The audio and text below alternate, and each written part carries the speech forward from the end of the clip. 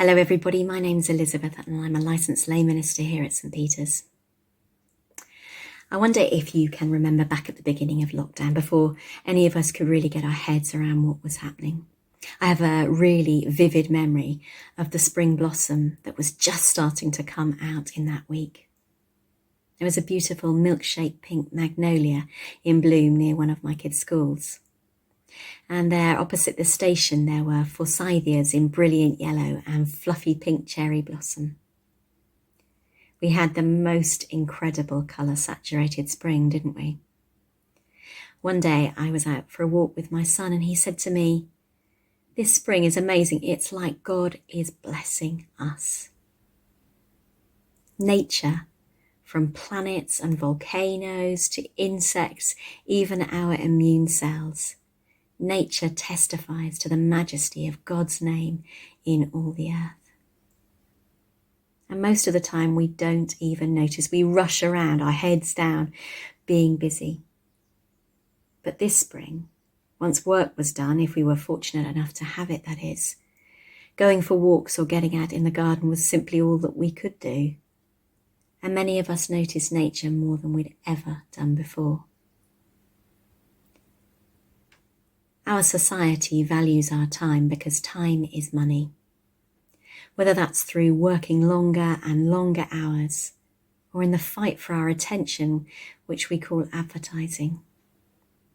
Us considering the heavens, the moon and the stars, which God has set in place. Well, that has no value because there's no cash involved. And even as Christians, we're tempted to fill our prayer times with words. There's so much to cover. There's no time for sitting around and daydreaming. Our time is precious.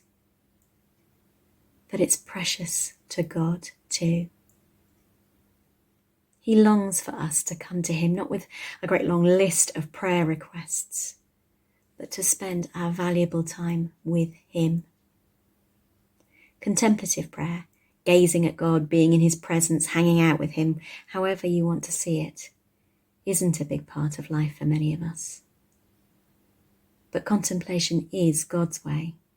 We see that in Genesis chapter 2, verses 2 to 3, where God, having seen that his creation is good, finishes his work by breathing rest into being. The climax of creation, the first thing declared holy by God in the Bible, is a day of contemplation. And he invites us to come and meet him and do the same, to rest and look on all that's good, just like the psalmist. Leviticus chapter 23 verse 3 says that he invites us to a sacred assembly with all of creation.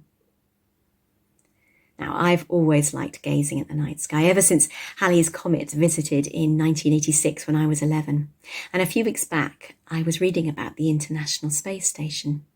It testifies to incredible human achievement in terms of science and engineering, and of course of international cooperation, which would have been absolutely impossible when I was a child. So I signed up for emails telling me when it was passing so I could get out there and see it. Frustratingly, with our short nights at the moment, the only time to spot it is actually at about 3:30 in the morning, so I haven't seen it yet, and I'm impatient. But it struck me as I read these beautiful words about the glory of what God has made, that so often what people have made and done and achieved and created is what actually grabs my attention. I wanted to see something spectacular in the sky, but I picked something made by humans, rather than a star or a planet or the moon, which God spoke into existence. And isn't that just the human way? Our minds are too full of the products of human hands to see God at work. And how often is that human work destructive rather than creative? We've taken our God-given rule and turned it into the abuse of the planet and all its resources. We're tyrants. Beneath our feet lie whoever we trample on to maintain our position. God's fingerprints may be in the stars, but ours are found more in the climate crisis and colonialism.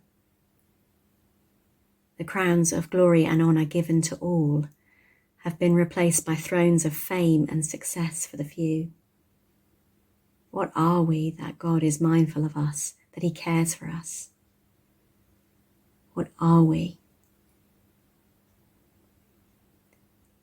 When we spend time with God in contemplative prayer, he reminds us that the crown that Jesus wears is made of thorns. It's an uncomfortable thought, isn't it? Give me gold and precious jewels any day. More than 600 years ago, God gave a vision to Julian of Norwich, a woman who spent a lot of time in contemplative prayer.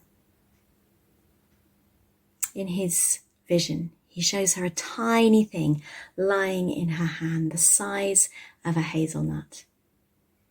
This, he tells her, represents all that is made, tiny and fragile, safe in the hands of God. And in an instant, Julian sees that everything is made by God, loved by God, and cared for by God. And God holds it all, including us, in his hands. We get caught up in what great creators we are, and we forget that we are created too. We're not special because we're somehow the climax of creation, but because we're made and loved and cared for by God. And the crowns that he gives us are those of the children of the King. Children whose authority comes from the Father who is still at work in this world by his grace, making and remaking, bringing new life and refreshment, even if that often has to be in spite of us and what we do. We've witnessed that in that Technicolor spring, in the love and care of key workers and neighbours who served us selflessly in lockdown, and in the opening of our eyes to the evil persistence of systems created to commoditize and oppress our fellow humans. God doesn't get caught up in what a wonderful creator he is, however true that may be.